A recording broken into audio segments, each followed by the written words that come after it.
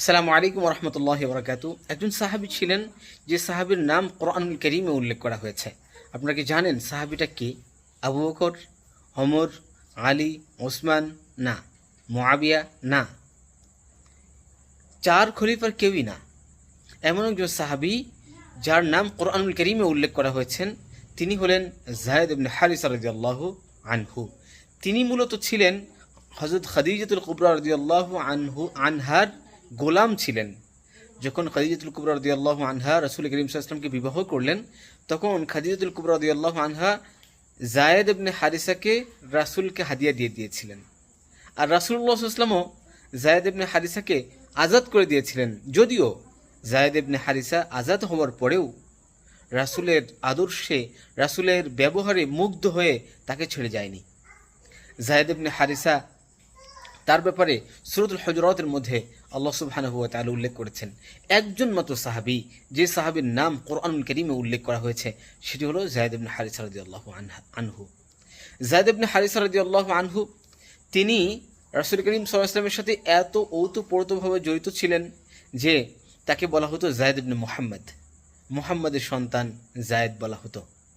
এবং যায়েদ ইবনে হারিসাকে যখন আজাদ করে দেওয়া হয়, তার বাবা চাচারা যখন তাকে নিতে আসে, তখন তিনি রাসূল করিম সাল্লাল্লাহু আলাইহি ওয়াসাল্লাম বলেছেন, তুমি তোমার বাবা চাচার সাথে চলে যেতে পারো।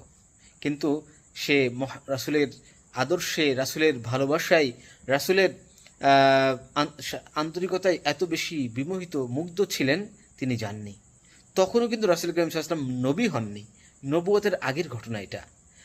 রাসূল করিম সাল্লাল্লাহু আলাইহি ওয়াসাল্লামের আসলে আদর্শ এবং রাসূল করিম সাল্লাল্লাহু আলাইহি ওয়াসাল্লামের যে ভালোবাসা, রাসূল করিম সাল্লাল্লাহু আলাইহি ওয়াসাল্লাম যে আদর্শ মানব, এটা নবুয়তের আগে থেকে ছিলেন।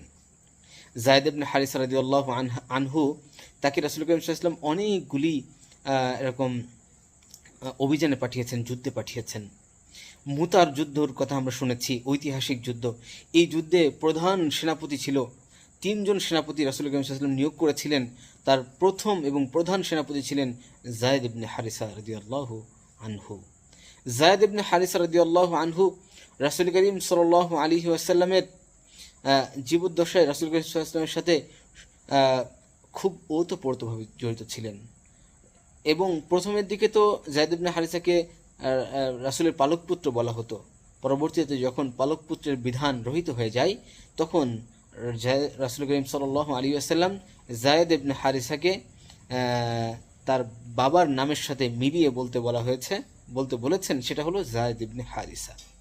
তার বাবার নাম হারিসা রাদিয়াল্লাহু আনহু। তার আগে বলা হতো যায়েদ ইবনে মুহাম্মদ। তো এই হলেন যায়েদ ইবনে হারিসা রাদিয়াল্লাহু আনহু, যার ব্যাপারে কোরআনুল কারীমে উল্লেখ করা হয়েছে।